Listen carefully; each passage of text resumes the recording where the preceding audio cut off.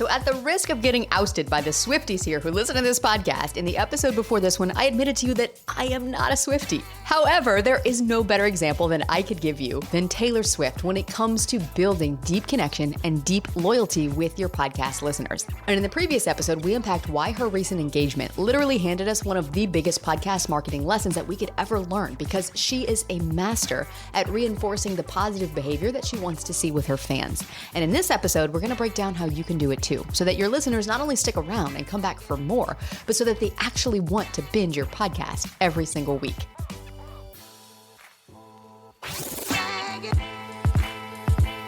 Welcome to Insider Secrets to a Top 100 podcast. I'm your host, Courtney Elmer. Let's make your business binge-worthy. So whether you're a Taylor Swift fan or not, it really doesn't matter, because at the end of the day, Taylor Swift is an incredible marketing case study for building influence. And the reason that her fans are so fiercely loyal to her and why she's been able to create this almost cult level following is because of the underlying psychology that's at work here.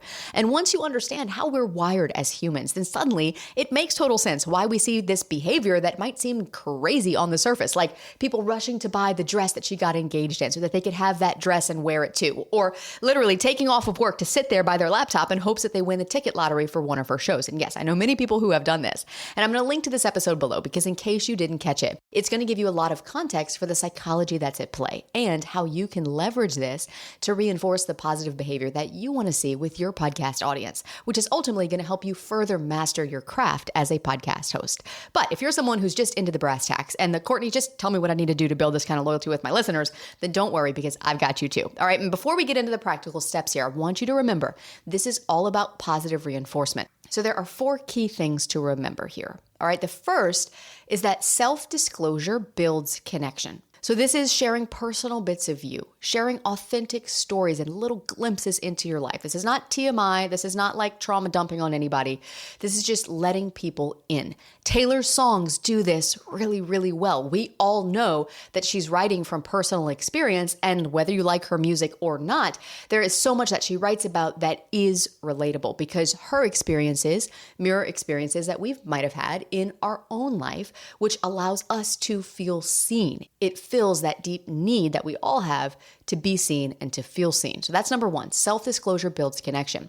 The second principle here to remember is that your tone of voice shapes perception. This is so key, especially in podcasting. In fact, this is the reason why I have worked with multiple voice coaches through the years, because previously, like if you go back and listen to my old stuff, you will hear a different Courtney. You will, because I was trying to perform. I was trying to show you that I had it all together. I don't even know. It was like, I didn't want you to think that I wasn't smart or something. It was crazy. Like the beliefs under the surface for me that were driving literally how my voice sounded. And I wanted to show up as like this person who was so smart and had it all together. And at the end of the day, I'm not. I'm sitting here flubbing and, just now laughing about it, here behind my mic as I sit here and talk to myself in the 4 walls of my office. But in any case, your tone of voice shapes perception. So you want to come across like a trusted friend. And the best way to do that is to simply be you. And it brings me no greater joy than when someone comes up after I speak on stage and they're like, oh my gosh, Courtney, I listened to your podcast. And I have to tell you, you literally sound the same right here in real life on stage, and even now talking to you in this conversation, as you do on your show. And that literally just lights me up inside, because yes, I have worked hard to be able to get to this point. But what's crazy is I worked hard to have to undo the beliefs and the personas, these perceived personas that I had of how I needed to present myself to the world in order to simply just show up as me. So now that I do that, you literally just get me everywhere you meet me, whether that's online, in a workshop, here on the podcast, from stage, talking in the hallway at a conference, wherever it might be. And so I'm really passionate about the voice. And this is ultimately the driving force behind why I do what I do in the work of podcasting in this industry, is because your voice is ultimately what builds influence. And we can go on a deep, deep rabbit hole here, but just know that your tone of voice shapes the perception that your listeners have of you. So you want to come across like you.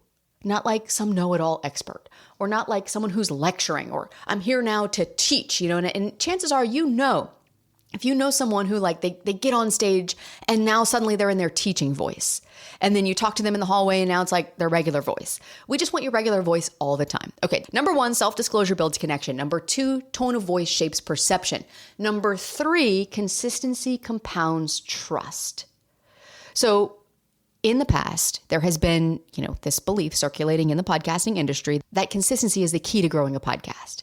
And it's just not true, because consistency depends on what you're consistently doing. If you're consistently doing the wrong things, well, that's not going to grow your show. But if you're consistently showing up every single week, what that actually does is it builds familiarity. This is the key driver to building a relationship. You wouldn't go on a date with someone once or twice and then be like, hey, let's spend the rest of our lives together. I mean, chances are you wouldn't do that.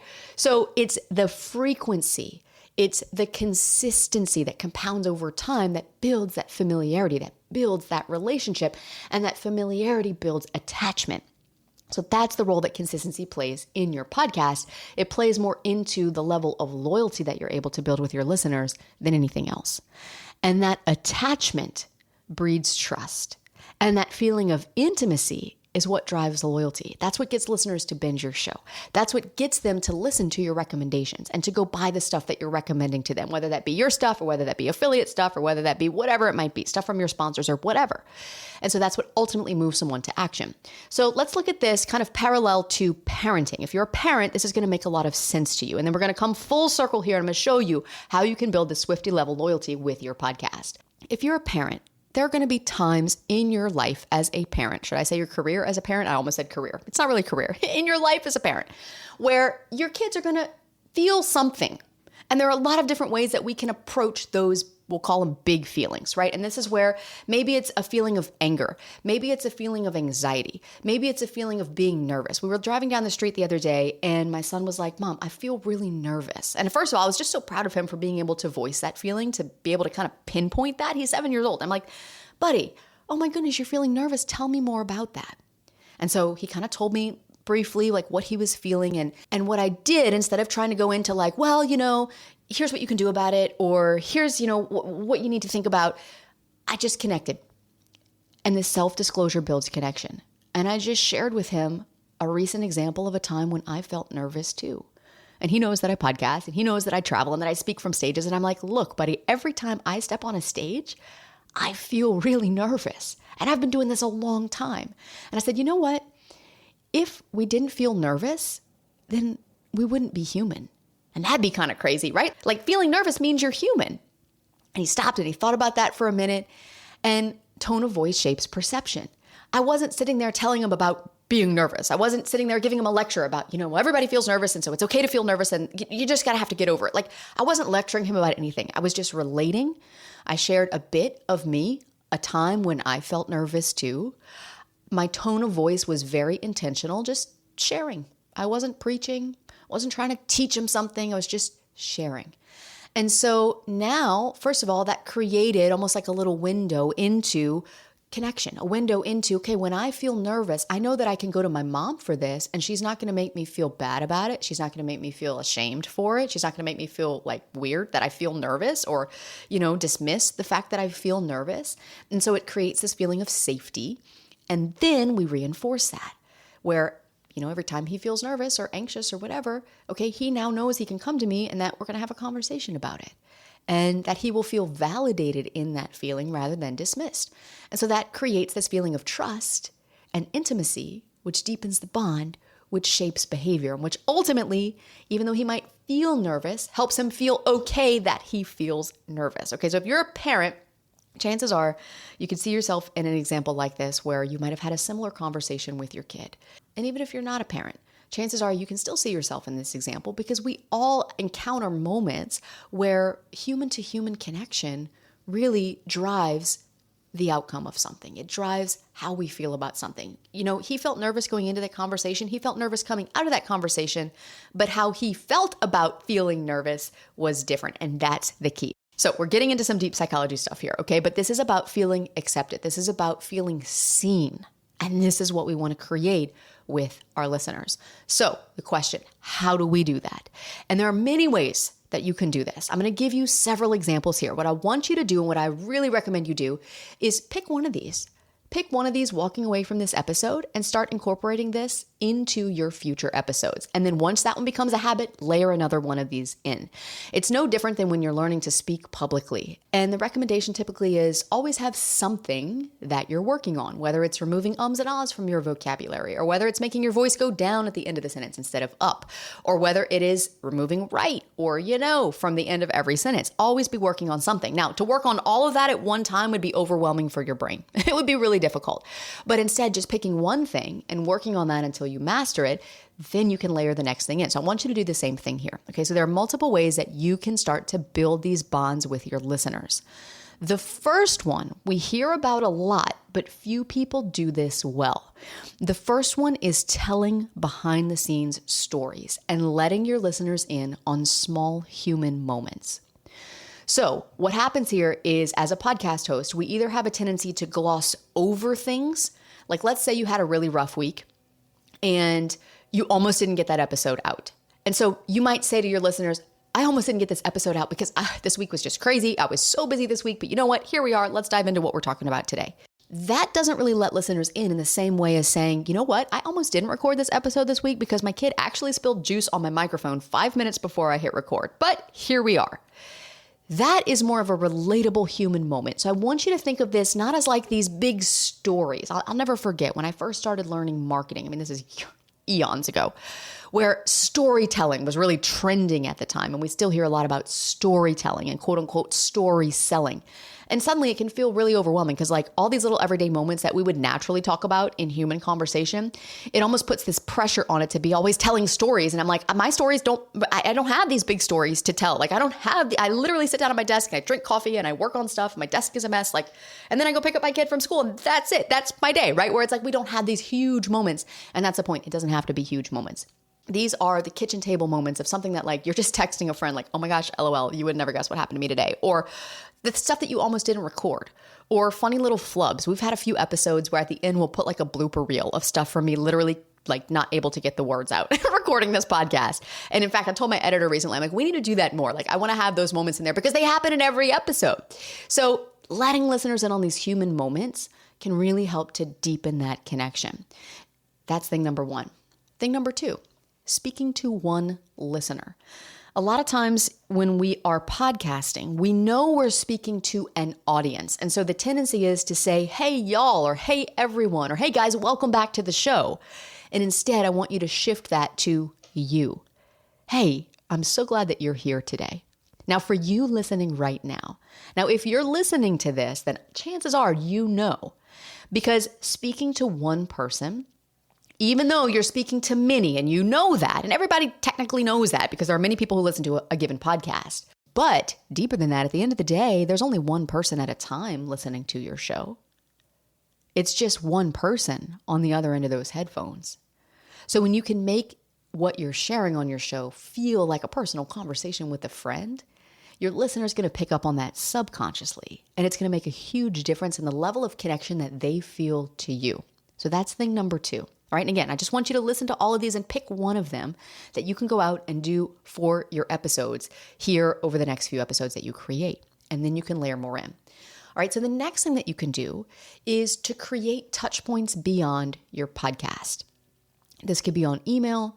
This could be on social media. This could be in a community that you have. Social media is actually a really great tool for this. In fact, there is an episode that I recorded recently that I'm going to drop below for you that's going to change your entire perspective on social media when it comes to podcasting, because contrary to what most people tend to think, social media will not drive growth to your show, but it will drive connection to you.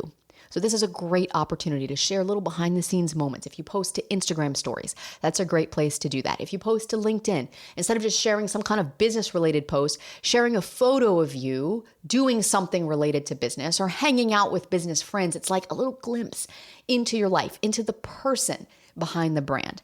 Say going back to our example that, you're really busy this week and your kid spilled juice on your microphone. Like, let's say you had to record an episode this week and your kid was homesick from school and you decided to take a quick photo, a quick selfie of you, your kid's in the corner coloring in your office. You're sitting there with your podcast mic and you share that and say, this episode almost didn't go out, but really excited to share with you what we're talking about here today. Me and my sidekick here in the podcast studio.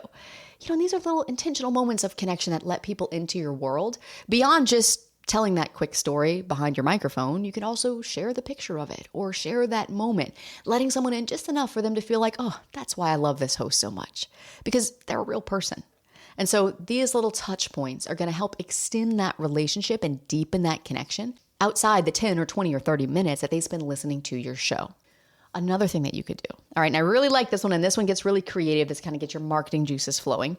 And if you notice, some of these are kind of building in intensity here, right? Like the simplest thing to do is start with telling behind the scenes stories. A really simple thing to do, speak to one listener, right? Creating touch points is a little bit more involved.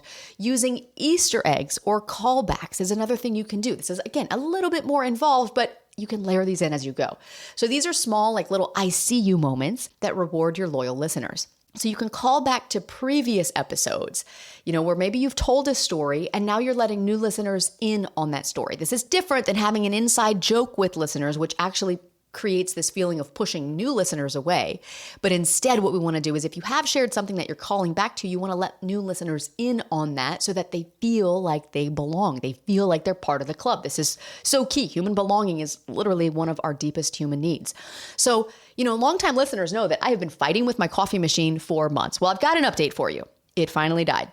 And so now it's like, it just immediately lets new listeners know, okay, here's kind of, you just caught them up. Here's what's happening. And it lets longtime listeners know, hey, here's what's going on. You've heard me talk about my coffee machine in every single episode, right? It's just a simple example where you could call back and also let new listeners into the story.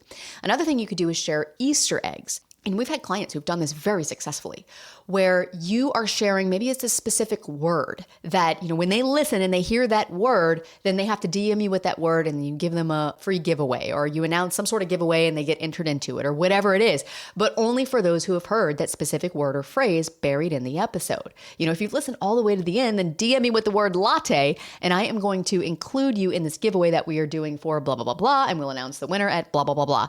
And so these are just little nods that make loyal listeners feel rewarded for sticking around and for being loyal. You're reinforcing the positive behavior you want to see, and it's helping new listeners feel included so that even if they just found your show for the first time, they don't feel like, oh my gosh, they're talking about all this stuff here that I don't even know what they're talking about because there's so many inside jokes flying left and right here on this show, which I have had that experience of listening to podcasts before, and it is not pleasant. You feel like an outsider, not an insider. So you want to make those new listeners feel like an insider and even drive them back to previous episodes to go and hear those references or those things that you're referencing. Something else that I love, and you hear me do this because this is literally one of my favorite ways to build connection, is to invite participation from your listeners. So this can look like, hey, if you just finished this episode and this gave you like a huge inspiration or an aha or an insight or a key takeaway that's literally going to shift how you're going to go out and now approach your podcast, for example, then I want you to DM me on Instagram with your biggest takeaway. I'd love to hear about it. Or DM me on LinkedIn with your biggest struggle around whatever it is that you teach. And you know what? I'm going to actually feature it in next week's episode or in an upcoming episode. Another thing you could do when you invite reviews, instead of just being like, hey, leave a 5-star review if you love the show, you know what? Leave a review with your favorite takeaway from this episode for a chance to hear your name shouted out on the show. I'm going to pick a few reviews and I'm going to read it on the show here in an upcoming episode.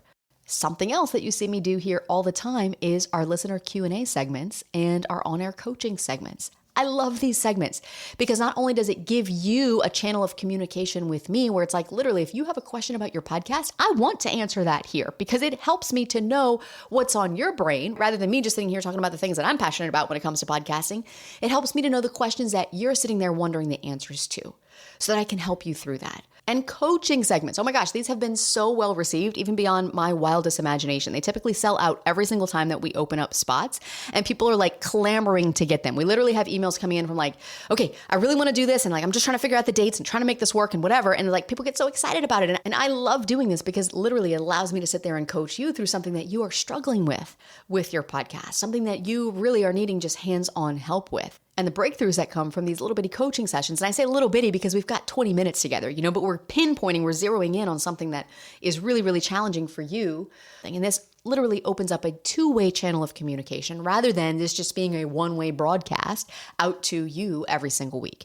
And so these are little ideas of things that you can incorporate into your podcast because when you invite participation, and then when you show listeners that you're paying attention by shouting out their name, or by sharing their question on air, or by responding to their DM on social media, the bond that you're creating with those listeners is going to deepen instantly. And I know there are people that are going to push against that and be like, well, yeah, that's not scalable. You really can't do that at scale. And it's going to be really difficult to do, blah, blah, blah. It doesn't matter. It doesn't matter. Because if your goal is to have deep listener loyalty, listeners who return to your podcast every single week, who binge your show, who stand in line to talk to you when you're at a conference because they want to meet you, this is what you got to do. You got to see the human that's listening on the other side. That is what this is all about. Your listeners need you to be you. They need you to feel like a friend. And so when you do this, when you master this, when you understand how this works and you're able to incorporate this into your podcast, you're going to have higher listener retention because people are going to finish more of your episodes and they're going to stick with you longer. You're going to see more organic growth because the listeners who feel connected to you are going to talk about you with their friends. You're going to be that trusted authority because when you have that deep loyalty and you make a recommendation, those listeners are going to trust your recommendation. So this makes selling on your podcast, quote unquote selling, right? Because at the end of the day, we're all just recommending things that we would do or not do and saying, hey, I recommend you do this. It's going to make that sales process so simple and so effortless.